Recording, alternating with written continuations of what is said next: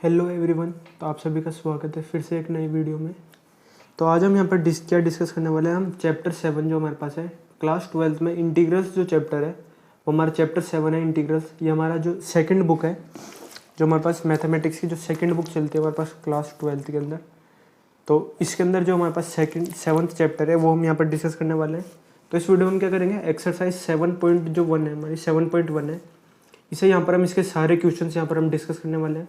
Total हमारे पास 22 question है हमारे पास यहाँ पर। तो इन्हें ही हम यहाँ पर बारी बारी डिस्कस करेंगे। सारे क्वेश्चन यहाँ पर हम इस वीडियो में यहाँ पर डिस्कस करने वाले हैं। तो अब हम वीडियो को स्टार्ट करते हैं। तो सबसे पहला जो क्वेश्चन है हमारे पास वो क्या है, हमारे पास हमें क्या करना है, sin 2x का हमें इंटीग्रेशन करना है x के रिस्पेक्ट में। तो हमें क्या करना है, इंटीग्रेशन करना है sin 2x का। तो देखो क्या कैसे कैसे करेंगे। लेट 2x बराबर t, या फिर आप ऐसे करो t मान लो 2x को। यहाँ पर जो 2x लिखा हुआ है ना, इस 2x को आप क्या करो, t अज्यूम कर लो, ठीक है। फिर आप क्या करो, डिफ्रेंशिएट कर दो इस t को x के रिस्पेक्ट में। तो dt बाई डी करोगे तो क्या मिलेगा आपको, 2 वैल्यू मिलेगी, ठीक है। फिर नेक्स्ट स्टेप में क्या करोगे आप, जो dt की वैल्यू है वो क्या हो जाएगी हमारे पास 2 टाइम्स dx हो जाएगी। या फिर आप इस तरह से भी लिख सकते हो, dx जो है वो हमारे पास क्या हो जाएगा, dt बाय 2 हमारे पास आ जाएगा, ठीक है। तो देखो हमारे पास क्या है, 2x की वैल्यू t आ गई और dx की वैल्यू आ गई हमारे पास dt बाय 2 आ गई, ठीक है। इन दोनों वैल्यूज़ को क्या करो आप इसके अंदर सब्स्टिट्यूट कर दो। हमारा जो ये फॉर्मूला था, ये मतलब जो हमारा इंटीग्रेशन था जिसका हमें इंटीग्रेशन निकालना था, उसके अंदर ये दोनों वैल्यूज़ आप यहाँ पर पुट कर दो। तो 2x की वैल्यू क्या है, t के बराबर है, और dx की वैल्यू आ गई dt बाय 2। तो जब आप इसे पुट करोगे वैल्यूज़ को तो हमारे पास क्या हो जाएगा, साइन 2x की जगह यहाँ हो जाएगा t, और dx की जगह क्या हो जाएगा dt बाय 2 हो जाएगा हमारे पास। अब देखो यहाँ पर ये जो 2 आ रहा है ना डिनोमिनेटर में, इस 2 को हम बाहर लिख सकते हैं। जब भी कोई कांस्टेंट वैल्यू आएगी ना उसे आप इंटीग्रेशन से हमेशा बाहर लिख सकते हैं, ठीक है। तो कांस्टेंट वैल्यू जो हमारी हाफ है उसे मैंने क्या करा, इंटीग्रेशन से यहाँ पर बाहर लिख दिया। तो यहाँ पर हो गया हमारे पास हाफ हमारा यहाँ बाहर आ गया। नेक्स्ट हम क्या करेंगे, साइन t dt करेंगे, ठीक है। अब इसका हमें यहाँ पर इंटीग्रेशन करना है। तो इंटीग्रेशन के अंदर मेन क्या चीज़ है हमारे पास, आपको इंटीग्रेशन और डिफरेंशिएशन के यहाँ पर सारे फॉर्मूलाज याद होने चाहिए। तो एक बार मैं आपको यहाँ पर फॉर्मूलाज, यहाँ पर एक जो पेज है हमारा NCERT का, इसके अंदर सारे फॉर्मूलेज यहाँ पर गिवन है। तो इन फॉर्मूलेज को आप यहाँ पर एक बार देख सकते हो, ठीक है। अब देखो मेनली क्या होता है, स्टूडेंट्स के पास क्या होता है, उनको जो डिफरेंशिएशन होते हैं, देखो यहाँ पर क्या है हमारे पास डिफरेंशिएशन के फॉर्मूलेज गिवन है और इस तरफ हमारे पास इंटीग्रेशन फॉर्मूलेज लिखे हुए हैं। तो स्टूडेंट्स को क्या होता है, डिफरेंशिएशन के फॉर्मूलाज तो लगभग याद ही होता है, क्योंकि डिफरेंशिएशन स्टूडेंट्स बहुत ज़्यादा यूज़ करते हैं, फिजिक्स में भी बहुत ज़्यादा यूज़ करते हैं और मैथ्स में तो खैर आता ही है यूज़। और जो कॉम्पिटिटिव एग्जाम की तैयारी कर रहे हैं जैसे जेई की या जेई एडवांस की, तो उन्हें तो डिफरेंशिएशन के लगभग सारे फॉर्मूलेज याद होते हैं। अब देखो डिफरेंशिएशन और इंटीग्रेशन जो होता है वो एक दूसरे का रिवर्स प्रोसेस होता है। यहाँ ये जो दोनों हैं ये पर्टिकुलरली आमने सामने इसीलिए दे रखा है, क्यों, क्योंकि यहाँ से आप समझ सकते हो जो हमारे पास डिफरेंशिएशन और इंटीग्रेशन होता है वो एक दूसरे का रिवर्स प्रोसेस होता है। जैसे समझो यहाँ पर अगर आपको x की power n+1 divided by n+1 इसका डिफरेंशिएशन करना है, ठीक है। तो इसका कैसे करोगे आप, n+1 की वैल्यू को आप आगे लेके आओगे और उसमें से एक वैल्यू सब्ट्रैक्ट कर दोगे तो क्या बचेगा, n+1 x की पावर n बचेगा, और उसे n+1 से ये n+1 कैंसिल हो जाएगा तो x की पावर n ही आपके पास बचेगा। मतलब ये जो फंक्शन लिखा हुआ है ना, इसका डिफरेंशिएशन x की पावर n हो गया, ठीक है। तो ये तो हो गया हमारे पास डिफरेंशिएशन। और इंटीग्रेशन क्या होता है, वो डिफरेंशिएशन का ही एक रिवर्स प्रोसेस होता है। तो इस फंक्शन का जब हमने डिफरेंशिएशन करा तो x की पावर n आया। तो यहाँ रिवर्स प्रोसेस कैसे है, जब आप इस x की पावर n का, यहाँ देखो इस x की पावर n का जब आप इंटीग्रेशन करोगे तो क्या मिलेगा आपको, ये वाला फंक्शन मिलेगा जिसका आपने डिफरेंशिएशन करा था पहले। तो x की पावर n का जब आपने इंटीग्रेशन करा तो आपको ये फंक्शन मिला। या फिर आप ऐसे समझ सकते हो, इस फंक्शन का आप डिफरेंशिएशन करोगे तो x की पावर n मिलेगा, और x की पावर n का आप इंटीग्रेशन कर दोगे तो ये फंक्शन मिलेगा। तो इस तरह से इंटीग्रेशन और डिफरेंशिएशन आपस में एक दूसरे से रिलेटेड होते हैं, ठीक है। एक और एग्जांपल यहाँ समझ लो, जैसे sin x का डिफरेंशिएशन हमारे पास cos x होता है, sin x का डिफरेंशिएशन cos x होता है, उसी तरह से cos x का इंटीग्रेशन sin x होता है। देखो cos x का इंटीग्रेशन sin x के बराबर होता है। इंटीग्रेशन में प्लस सी हमेशा लगता है। क्यों? क्योंकि यहाँ पर देखो, जैसे एग्जांपल समझो, साइन एक्स के साथ मान लो यहाँ पर +1 भी मैं लगा दूँ, ठीक है, तो डिफ्रेंशिएशन में वो +1 तो 0 में चले गया हमारे पास, कांस्टेंट का डिफ्रेंशिएशन हमारे पास क्या हो गया, 0 हो गया। तो इसलिए यहाँ पर प्लस सी हमारे पास लगाते हैं कांस्टेंट का। तो इस तरह से इंटीग्रेशन और डिफ्रेंशिएशन एक दूसरे का रिवर्स प्रोसेस हमारे पास होता है। तो वापस हम हमारी एक्सरसाइज के ऊपर आते हैं। तो हम क्या कर रहे थे, sin 2x जो हमारे पास है इसका इंटीग्रेशन हम यहाँ कर रहे थे। तो वैल्यू बनी हमारे पास sin t dt, ठीक है। अब sin x जो होता है उसका हम यहाँ पर इंटीग्रेशन अगर हम करें तो वो क्या होता है, वैल्यू आती है हमारे पास -cos t डिवाइडेड बाय 2 और +c। देखो sin t का जो इंटीग्रेशन होता है, ये जो होता है इसका इंटीग्रेशन, ये हमारे पास होता है -cos t होता है, ठीक है। तो इसकी वैल्यू होगी -cos t, 1/2 हमारा ऐसे टी से, तो -cos t/2 हो गया, और प्लस में एक इंटीग्रेशन का कांस्टेंट हम c लगाते हैं। अब जो हमारा इनिशियली क्वेश्चन था उसमें देखो सिर्फ x के टर्म से हमारे पास, t तो हमारे पास कहीं था ही नहीं, तो यहाँ t तो हमने खुद एज्यूम करा, तो t की वैल्यू को हम वापस यहाँ पुट करेंगे। तो -cos t क्या था हमारे पास, 2x के बराबर था, डिवाइडेड बाई 2 + c। तो ये हमारे पास हो गया क्वेश्चन नंबर 1 का हमारे पास आंसर आ गया यहाँ पर, ठीक है। तो अब हम नेक्स्ट क्या करते हैं, क्वेश्चन नंबर 2 यहाँ पर डिस्कस करते हैं। क्वेश्चन 2 में क्या करना है, हमें cos 3x का इंटीग्रेशन करना है x के रिस्पेक्ट में, ठीक है। तो यहाँ क्या करना है, cos 3x का इंटीग्रेशन करना है। अब क्या करोगे आप, वापस वही सारे फॉर्मूलेज आप अप्लाई करो। देखो पहला मेथड क्या करोगे आप, t अज्यूम करोगे, 2x यहाँ अज्यूम करा, तो यहाँ क्या करोगे आप, 3x को t मान लोगे, फिर x के रिस्पेक्ट में बोथ साइड से डिफ्रेंशिएट करोगे। फिर ये जो पूरे, जिस तरह से मैंने क्वेश्चन 1 को सोल्व करा उसी तरह से आप इस क्वेश्चन को भी यहाँ पर सोल्व करोगे। पर यहाँ देखो मैं आपको एक शॉर्ट ट्रिक यहाँ पर बताता हूँ।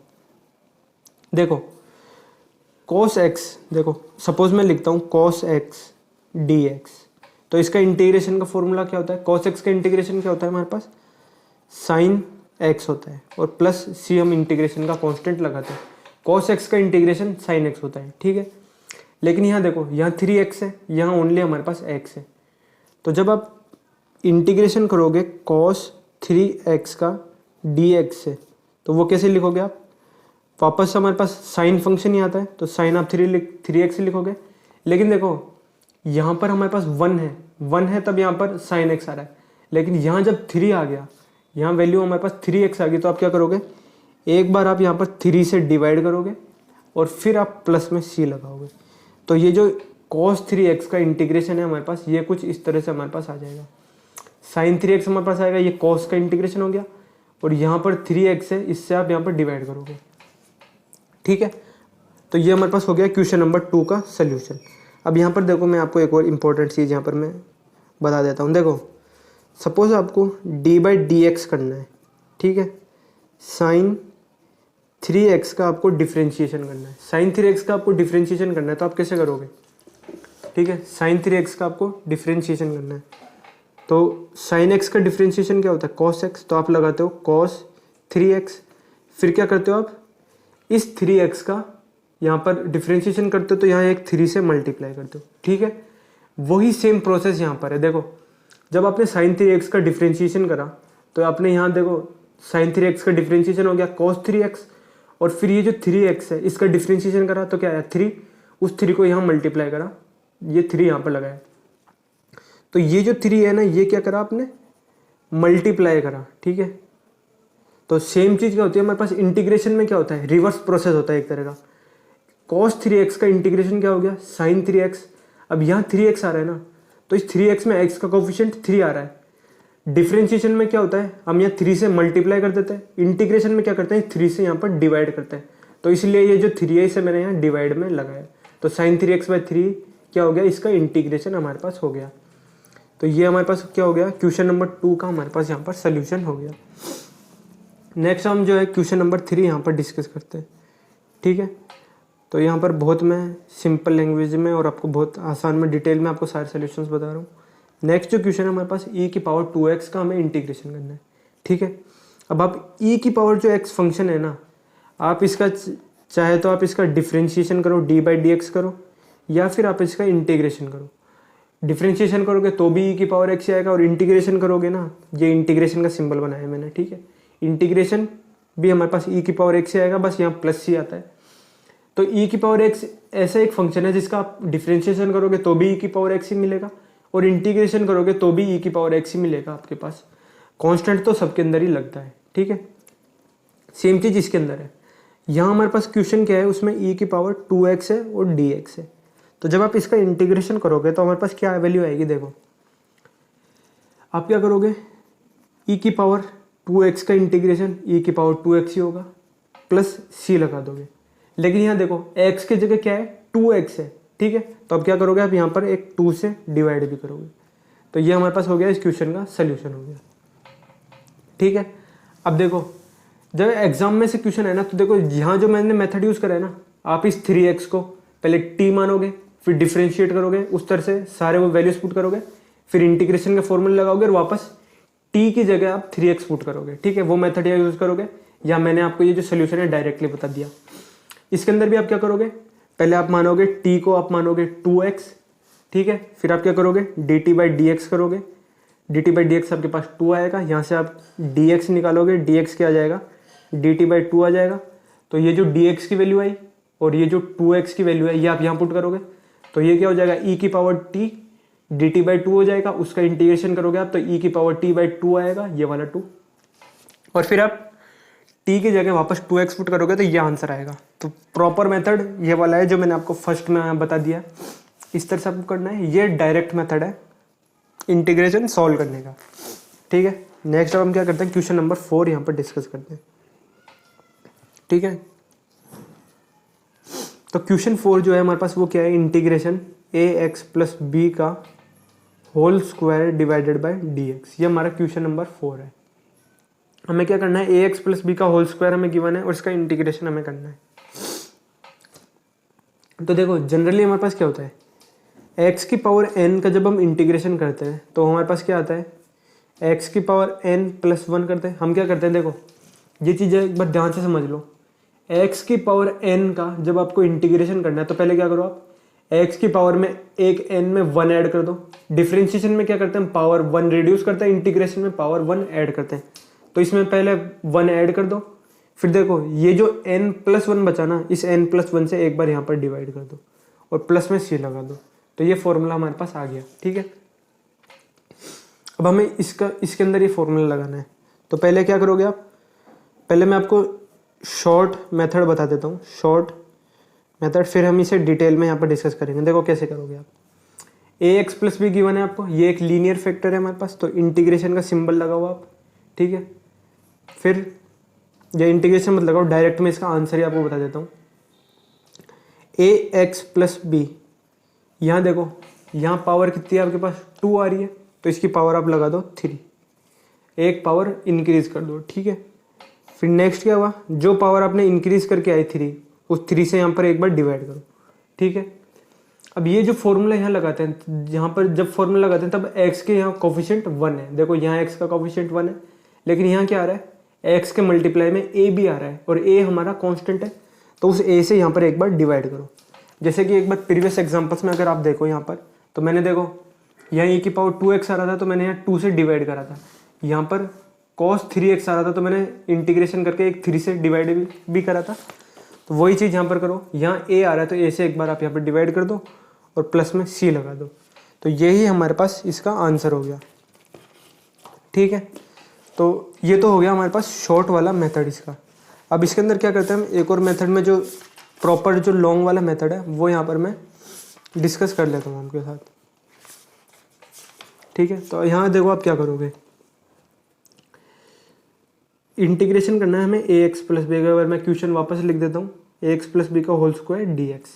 तो लेट क्या करेंगे हम, t मान लेंगे, ax प्लस बी को हम क्या मान लेंगे, t के बराबर मान लेंगे। इस ax प्लस बी को हम t मान लेंगे, तो dt/dx हमारे पास क्या आ जाएगा, स्मॉल a के बराबर आ जाएगा। यहाँ डिफ्रेंशिएशन कर दिया हमने x के रिस्पेक्ट में बोथ साइड्स, ठीक है।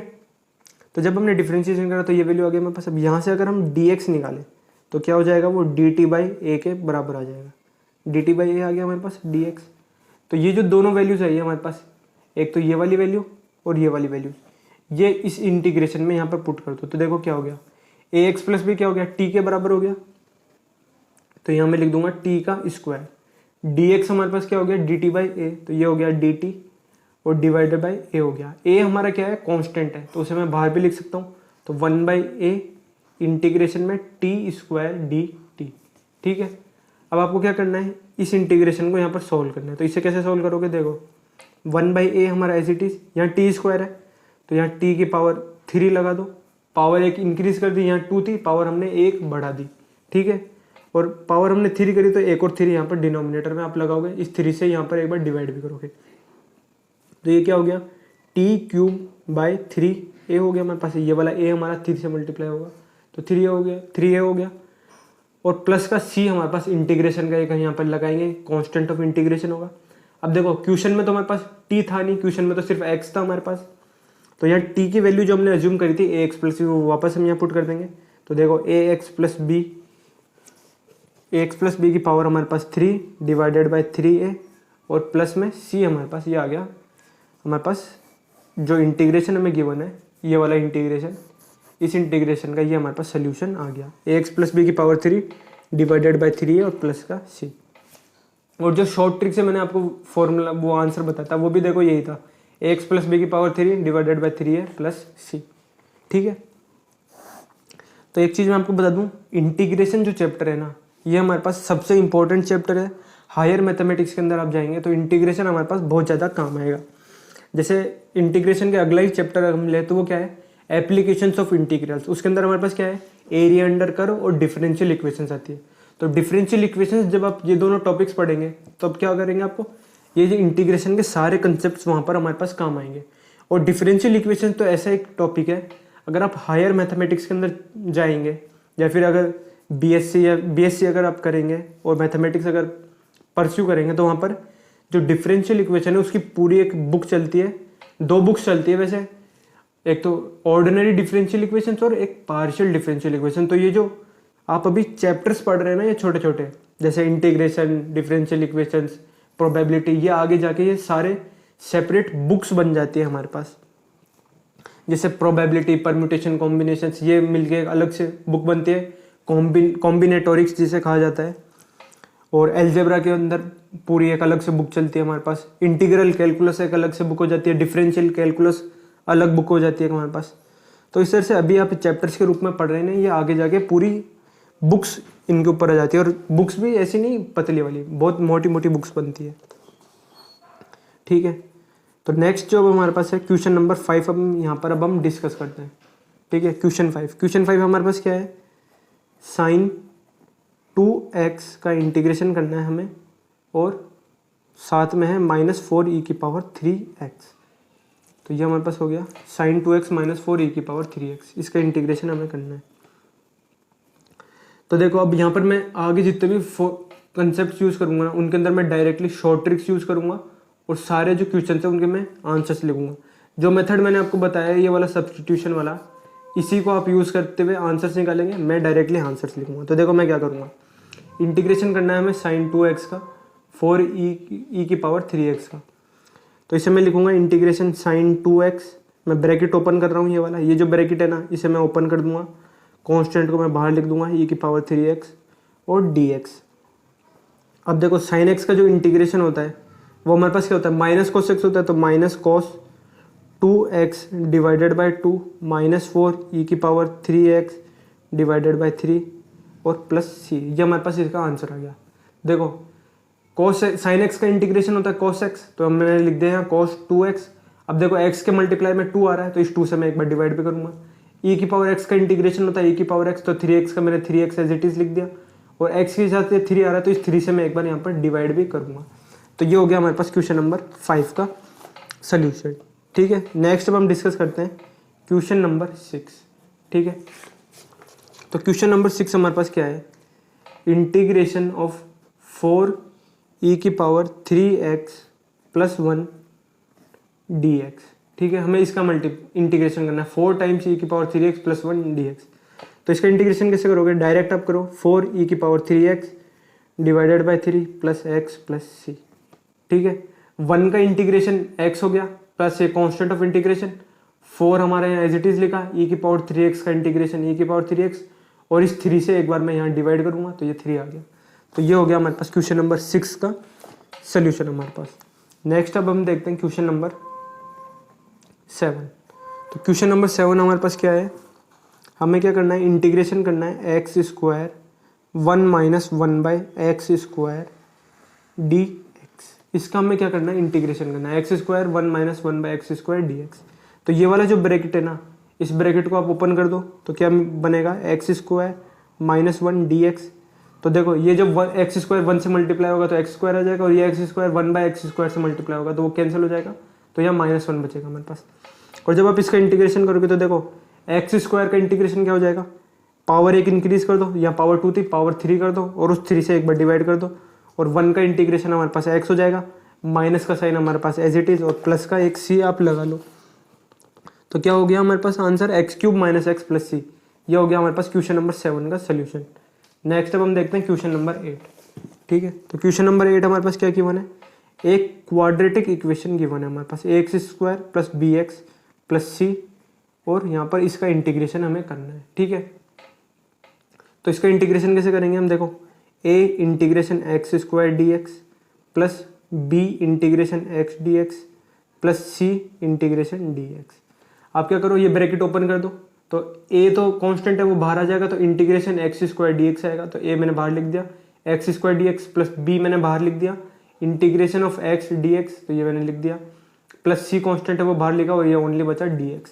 ठीक है, अब इनका इंटीग्रेशन सॉल्व कर दो, तो a यहाँ स्क्वायर है तो ये हो जाएगा ax³/3 प्लस b यहाँ हो जाएगा x है तो x की पावर 1 बढ़ जाएगी, यहाँ 2 हो जाएगा, और यहाँ x की पावर 0 है तो x की पावर 1 से इंक्रीज हो जाएगी, और यहाँ 1 से भी डिवाइड भी लिख सकते हो आप, तो जनरली हमारे पास ये हो जाएगा। अब देखो c यहाँ पे ऑलरेडी आ रहा है, तो यहाँ पर क्या लगाओगे आप, c डैश लगा दो, ये कॉन्स्टेंट ऑफ इंटीग्रेशन क्या है, c डैश, या फिर आप इसे कैपिटल, इसे स्मॉल c लिख दो, इसे कैपिटल c लिख दो, क्योंकि मेरा c small c capital c मैं सेम ही बनाता हूँ, इसलिए ये हमारा अलग से मैंने constant of integration c dash यहाँ पर लिख दिया। तो ये हो गया हमारे पास क्वेश्चन नंबर 8। ठीक है, अब नेक्स्ट हम देखते हैं क्वेश्चन नंबर 9। तो क्वेश्चन नंबर 9 भी हमारे पास बहुत आसान है, इसे भी आप बहुत आराम से कर सकते हो। ठीक है, क्वेश्चन नंबर 9 में हमें क्या गिवन है, 2x² प्लस e की पावर x dx। तो देखो मैं डायरेक्टली आपको यहाँ पर इंटीग्रेशन बता रहा हूँ, मैं यहाँ पर कोई सोल्यूशन नहीं करना। अगर आपको सोल्यूशन करने हैं तो डायरेक्टली आप फॉर्मूलेज लिखो उसके अंदर, मतलब ये जो ब्रैकेट है इन्हें ओपन करो, अलग अलग इंटीग्रेशन लिखो, फिर फॉर्मूलेज लिखो, और उस तरह से आप ये सोल्यूशन करो। मैं डायरेक्टली 1 स्टेप में यहाँ पर सोल्यूशन कर रहा हूँ। तो देखो 2x² का जब आप इंटीग्रेशन करोगे तो क्या हो जाएगा, 2x की पावर 3/3 हो जाएगा, और प्लस e की पावर x हो जाएगा, और प्लस c हो जाएगा। कैसे हुआ ये देखो, यहाँ x की पावर 2 है, तो x की पावर 2 का जब आप इंटीग्रेशन करोगे तो एक वैल्यू बढ़ जाएगी, तो x की पावर 3 हो गया। इस 3 से एक बार हम यहाँ पर डिवाइड भी करेंगे, तो 2x³, ये 2 जो है ये एज इट इज हमारा, e की पावर x का इंटीग्रेशन का e की पावर x, और प्लस में ये constant integration of constant plus c हम यहाँ पर लगाएंगे। नेक्स्ट है हमारा क्वेश्चन नंबर 10। तो क्वेश्चन नंबर 10 कुछ हमारे पास इस तरह से है, √x माइनस 1/√x और इसका होल स्क्वायर और dx। ठीक है, तो इसका हमें यहाँ पर इंटीग्रेशन करना है। अब इसका इंटीग्रेशन देखो कैसे होगा, यहाँ पर आप a माइनस बी का होल स्क्वायर का फॉर्मूला लगाओ। तो देखो a माइनस बी का होल स्क्वायर क्या होता है, a² plus b² minus 2ab होता है हमारे पास।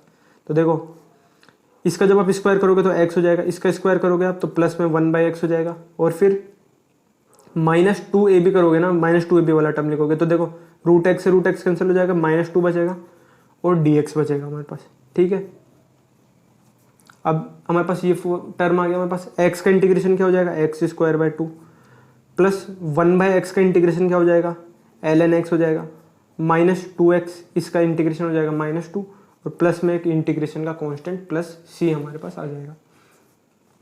यह एक चीज याद रखना, ln x का डिफरेंशिएशन करते हैं तो हमें 1/x मिलता है, और 1/x का जब हम इंटीग्रेशन करते हैं तो ln x हमारे पास आता है। इसे में इस तरह भी लिखा जा सकता है, log x। देखो मेन क्या होता है, एनसीईआरटी में जहां पर log x लिखा होता है ना, उसके बेस में e भी कुछ भी अज्यूम कर लेते हैं, e भी हो सकता है 10 भी हो सकता है, तो इस तरह भी लिखा हुआ मिल सकता है आपको log x। लेकिन जो ln x लिखा हुआ है इसका मतलब यहाँ पर बेस ही है, इसमें भी e है बेस। वैसे एनसीईआरटी में जनरली एनसीईआरटी में क्या होता है, log जब 10 बेस लेते हैं ना हम, तब हम log x लिखते हैं जनरली कॉम्पिटिटिव एग्जाम्स के अंदर। जब बेस 10 होता है ना, तब हम उसे log x लिख देते हैं, और जब बेस e होता है ना तो उसे ln x लिखा जा सकता है। पर एनसीईआरटी में कुछ इस तरह से गिवन है, जो बेस e हो तो उसे log x की तरह यहाँ पर लिखा गया, तो इस ln x की जगह आपको log x भी लिखा हुआ मिल सकता है अगर आंसर्स आप यहाँ पर चेक करेंगे तो। ठीक है, नेक्स्ट हम डिस्कस करते हैं क्वेश्चन नंबर 11। तो क्वेश्चन नंबर 11 हमारे पास कुछ गिवन है इस तरह से। एक हमारे पास क्यूबिक इक्वेशन गिवन है न्यूमरेटर में, तो x cube plus 5x square minus 4, और डिनोमिनेटर में उसके गिवन है एक्स स्क्वायर, और इसका हमें क्या करना है, इंटीग्रेशन करना है। ठीक है, अब ये भी बहुत सिंपल क्वेश्चन है। देखो कैसे, आप क्या करो, ये जो एक्स स्क्वायर देखो यहाँ प्लस आ रहा है या माइनस आ रहा है, तो इस एक्स स्क्वायर को सेपरेटली इन तीनों टर्म्स के नीचे लिख दो। तो देखो एक्स क्यूब को जब आप एक्स स्क्वायर से डिवाइड करोगे तो एक्स बचेगा, प्लस यहाँ पर एक्स स्क्वायर से एक्स स्क्वायर कैंसिल हो जाएगा, प्लस का 5, और माइनस 4, यहाँ जब 4/x स्क्वायर लिखोगे तो यहाँ लिख दो x की पावर -2 और dx। ठीक है, अब आप जब इसका इंटीग्रेशन करोगे तो x का इंटीग्रेशन हो जाएगा x²/2, 5 का इंटीग्रेशन हो जाएगा 5x, और -4 x की पावर -2 का इंटीग्रेशन क्या हो जाएगा, देखो -4 x की पावर -2 में आप 1 ऐड करोगे तो -1 आएगा, और डिनोमिनेटर में भी एक -1 आएगा, और प्लस कांस्टेंट c। नेक्स्ट क्या हो जाएगा, x²/2 प्लस 5x, इस -1 से ये माइनस साइन कैंसिल हो जाएगा, तो ये हो जाएगा +4 x की पावर -1 डिनोमिनेटर में आ जाएगा, और प्लस c, हमारे पास ये आंसर आ जाएगा। ठीक है, तो ऐसा नहीं है मैं आपको यहाँ गलत आंसर बता रहा हूँ, देखो यहाँ पर मैं आंसर सारे साथ के साथ चेक करता जा रहा हूँ, कहीं मुझसे कोई मिस्टेक तो नहीं हो रही। तो देखो x²/2 plus 5x plus 4/x plus c, तो x²/2 plus 5x plus 4/x plus c, तो ये हमारे पास क्वेश्चन नंबर 11 का आंसर आ गया हमारे पास। नेक्स्ट जो है क्वेश्चन नंबर 12, अब हम यहाँ पर सॉल्व करते हैं। क्वेश्चन नंबर 12 जो है वो हमारे पास क्या है, वापस इसी टाइप का एक क्वेश्चन है, बस उसमें थोड़ा सा चेंज है। उस चेंज को आप देखो एक बार ध्यान से समझना। क्वेश्चन 2 वैसे इंपॉर्टेंट भी कह सकता हूँ मैं, x³ plus 3x plus 4/√x। ठीक है, और इसका हमें क्या करना है, इंटीग्रेशन करना है। ठीक है, देखो ऊपर वाला क्वेश्चन था ना, उसमें क्या था, नीचे x² था और ऊपर एक क्यूबिक इक्वेशन थी डिग्री 3 की थी। यहाँ देखो ऊपर x³ प्लस 3x प्लस 4 है, नीचे √x है, तो इसे ध्यान से सोल्व करना। देखो क्योंकि प्लस माइनस में अक्सर गलती हो जाती है, तो यहाँ पर मैं लिख देता हूँ x³/√x, जिसे मैं डिटेल में एक्सप्लेन करूँगा, प्लस 3x/√x हो जाएगा हमारे पास, प्लस 4/√x हो जाएगा, और यहाँ पर dx हो जाएगा। ठीक है, मैंने क्या करा, ये जो √x है इसे मैंने सेपरेटली इन तीनों के नीचे लिख दिया, x³ के भी नीचे लिख दिया, 3x के भी नीचे लिख दिया, 4x के भी नीचे लिख दिया। ठीक है, अब देखो जो √x होता है, इसकी अगर मैं पावर लिखूँ तो क्या होती है, x की पावर 1/2 लिखा जा सकता है इसे, और 1/√x है जो होता है उसको लिखा जा सकता है x की पावर -1/2 लिखा जा सकता है। तो ये जो दो वैल्यूज है इसे भी आप याद रखो पावर्स के अंदर। √x को अगर x की पावर में लिखना है तो पावर हाफ लगाओगे, और 1/√x को अगर x की पावर में लिखना है तो x की पावर आप -½ यहाँ पर वैल्यू लगाओगे। ठीक है, तो इंटीग्रेशन का साइन एज इट इज हमारे पास। यहाँ पर देखो 1/√x है, तो 1/√x को क्या लिख सकता हूँ मैं, x की पावर -½ लिख सकता हूँ। तो देखो ऑलरेडी यहाँ x की पावर 3 है, और ये √x से क्या हो गया, x की पावर -½ हो गया, तो यहाँ लिख सकता हूँ मैं x की पावर 3 -1/2 प्लस 3 टाइम्स x की पावर 1, यहाँ इस वाले x की पावर ये 1, और ये जो डिनोमिनेटर में √x है इसकी पावर -½ प्लस 4 x की पावर -1/√2, यहाँ पर तो ये 1/√x है, इसका एज इट इज़ हमारे पास आ जाएगा आंसर, और dx हमारा ये एज इट इज़। इनकी वैल्यूज अब यहाँ पर हम कैलकुलेट कर लेते हैं। 3 - 1/2 हमारे पास क्या हो जाता है, 5/2 हो जाएगा, प्लस 1 - 1/2 हमारे पास 1 ही हो जाएगा, मतलब हाफ हो जाएगा, तो x की पावर 1/2 आ जाएगा, प्लस 4 x की पावर -1/2, और dx हमारा एज इट इज़। अब इनका हमें इंटीग्रेशन करना है। ठीक है, तो देखो x की पावर 5/2 का आप इंटीग्रेशन करोगे तो कैसे करोगे, 5/2 में आप 1 ऐड कर दो, और 5/2 में जब 1 ऐड करा ना तो ये जो वैल्यू है ना 5/2 प्लस 1, इससे एक बार डिवाइड भी कर दो, प्लस 3 आप एज इट इज़ लगाओ, x की पावर 1/2 में 1 ऐड कर दो, और 1/2 प्लस 1 भी कर दो, प्लस सेम चीज़ आप इसमें करो, 4 हमारा एज इट इज़, x की पावर -½ है, इसमें 1 ऐड कर दो, और फिर ये जो टर्म बना ना -½ प्लस 1, इससे एक बार यहाँ पर डिवाइड भी कर दो, और plus constant of integration plus c आप यहाँ पर लगा दो। ठीक है, तो जब आप इसे सॉल्व करोगे ना, तो देखो मैं यहाँ पर ही लिख देता हूँ। यहाँ पर देखो 5/2 + 1 आपके पास कितना हो जाएगा 7/2। तो x की पावर आ गई हमारे पास, x की पावर आ गई 7/2 आ गई। और 7/2 देखो यहाँ डिनोमिनेटर में भी 7/2 बनेगा, तो वो हो जाएगा 2/7 हमारे पास हो जाएगा। ठीक है, फिर जब आप 1 में हाफ ऐड करोगे तो क्या हो जाएगा, जो हमारे पास 3/2 बन जाएगा, और डिनोमिनेटर में भी 3/2 बनेगा। तो एक 3 से एक 3 कैंसिल, ऊपर 2 आ जाएगा और x की पावर 3/2, तो प्लस 2x की पावर 3/2 हमारे पास आ जाएगा। यहाँ पर देखो 1 माइनस हाफ हो जाएगा, और यहाँ पर भी हाफ हो जाएगा, तो ऊपर आपके पास वैल्यू आ जाएगी कितनी, 8 वैल्यू हो जाएगी हमारे पास। तो यहाँ पर आप लिख दोगे प्लस में 8 x की पावर हाफ, x की पावर आप हाफ लिख दोगे, x की पावर 1/2, और प्लस में एक यहाँ पर हमारे पास कांस्टेंट आप लगाओगे। तो देखो ये आंसर हमारे पास आ गया 2x की पावर 7/2/7 प्लस 2x की पावर 3/2 माइनस मतलब प्लस 8x की पावर 1/2 प्लस c। तो ये हो गया हमारे पास क्वेश्चन नंबर 12। इसका सोल्यूशन हो गया हमारे पास कुछ इस तरह से। ठीक है, अब एक चीज़ मैं आपको यहाँ पर एक्सप्लेन कर देता हूँ। देखो जो हमारे पास क्या होता है, एक चीज़ आप समझो, √x का जो इंटीग्रेशन होता है ना, इसको आप हमेशा, इसका फॉर्मूला जो है ना वो आप यहाँ पर हमेशा याद रखो। देखो x की पावर आप लिख सकते हो 1/2, 1/2 में 1 ऐड करोगे आप, तो क्या हो जाएगा, x की पावर 1/2 + 1 हो जाएगा, तो x की पावर कितनी हो जाएगी 3/2 हो जाएगी। और जब आप इस 3/2 से डिवाइड करोगे तो यहाँ आ जाएगा 2/3 और प्लस का c। तो √x का इंटीग्रेशन हमारे पास होता है x की पावर 3/2 डिवाइडेड बाई मतलब 2/3 x की पावर 3/2 प्लस c।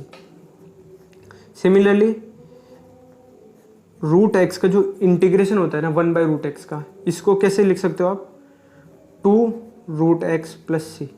यहाँ देखो कैसे ये चीज़ कैसे आई।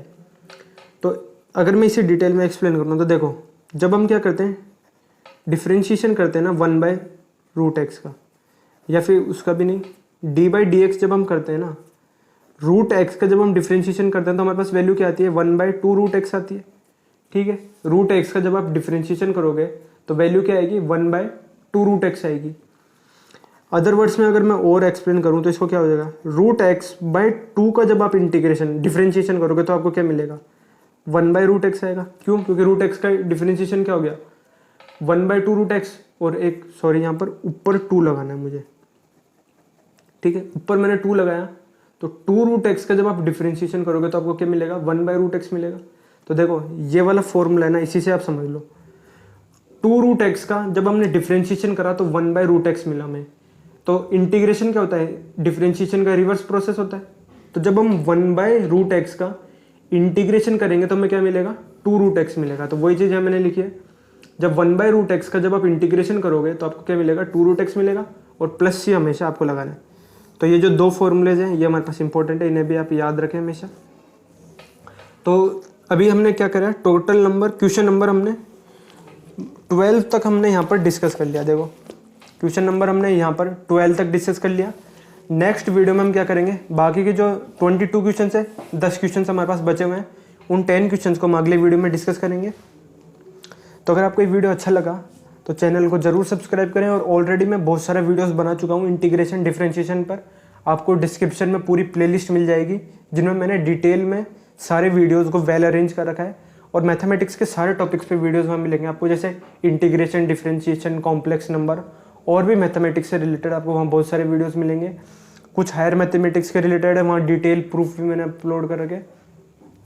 तो अगर आपको वीडियो अच्छा लगा तो चैनल को ज़रूर सब्सक्राइब करें, और बाकी के सारे वीडियोस भी आप जाकर ज़रूर देखें। So thank you very much for watching. तो 12 से आगे के सारे क्वेश्चंस नेक्स्ट वीडियो में हम यहाँ पर डिस्कस करेंगे, उसमें ये सारे कंप्लीट क्वेश्चंस हम डिस्कस कर लेंगे। So thank you very much for watching.